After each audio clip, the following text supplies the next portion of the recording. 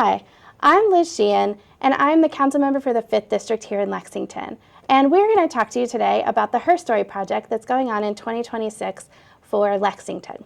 And I have Liza Holland here from the League of Women Voters of Lexington and Mandy Higgins, the Executive Director of the Lexington History Museum.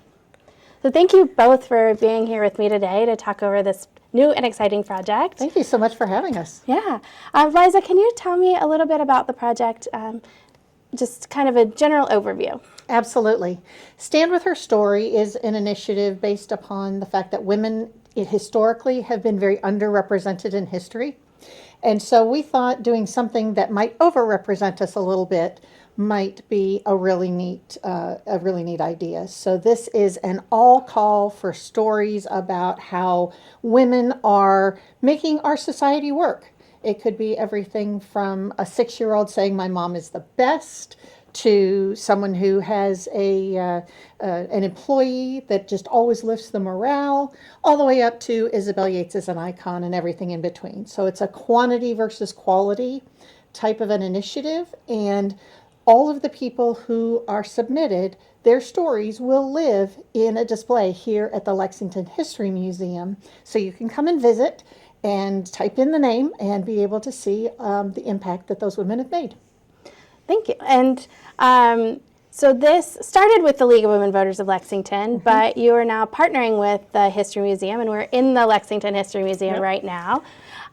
Mandy, tell us a little bit about this partnership, how it has evolved, and what the History Museum's role is going to be. Yeah, so Liza kind of cold called me, which was great, and said, I have this idea, and I think the museum would be a great partner. And so we met at Martine's. You know, if someone wants to nominate Martine's, that might be a great one.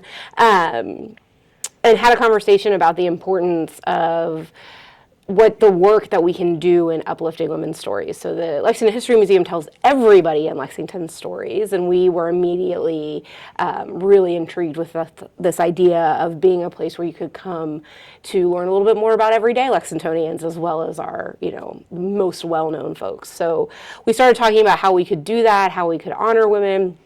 It came to the conclusion that a permanent kiosk of nominated and self-nominated stories would allow us to do that. And then what's so exciting for us and for history lovers is that we're going to get stories we never had before to understand Lexington. And so we're really excited to see, who people nominate and what kind of stories we can tell that tell us a lot about the larger Fayette County over the course of its 250 years and how we're thinking about ourselves today. Yeah, and we're standing next to some great women of Lexington's history. Like we've got Isabel Yates here and Pam Miller here, among some other women that are highlighted. But this is a broader call, right? So we oftentimes think about like award winners, or you have to do something grand, to be nominated for an award. But this is broader than that. So it's not an award, but it's like a recognition of like you said, all the everyday people. So tell me a little bit more about the stories you'd like to share, or some examples of who to nominate. You mentioned a couple before. Yeah, so for me, history is made by all of us, right? So any one of us are impacting the people around us every day. Those are the stories we want. The person who made sure that kids went to school with shoes every day, but we didn't know their name. Or the Fortune 500 banker who made sure that a small business got a loan, which led to the next thing. And we didn't know the banker's name, right? We only know about that business that took off. We want those stories because that tells us so much about who we are and who this community is, and who it could be if we all knew all of these sorts of things. And we also want for individuals to realize their own power in this, right? That you every day are interacting with people, that you are making a difference when you're doing that, and you may not know it. So this is a chance for me to nominate a friend or a colleague who I see doing really incredible work, and for that to be recorded in history, and it doesn't just stop with me knowing they did it. Now everybody has a chance to know they did it. Yeah, and I think the stories can not only recognize someone whose work might have not gotten recognized in the past, but also can inspire others to do something that they might see as like a simple task, but really has an impact on someone else's life and the growth of Lexington overall. So tell me a little bit about how to nominate someone. We've tried to make it as easy as possible. We do have flyers that we're kind of placing around town with little QR codes, but you can go to the League's website, which is lwvlexington.com, and / her story will get you right there. And so it's a short jot form that it'll ask for your name, the name of your nominee, a little bit, about 250 words, up to 250 words, doesn't have to be that long, about the person. And we're also asking when this impact happened, because maybe it was a grandmother that, from several generations ago that made some sort of an impact. And then you can upload pictures or a little video or whatever you'd like to be able to contribute to your story. Then we're excited that in March we're going to do a reading of all the names that have been submitted down at the stand.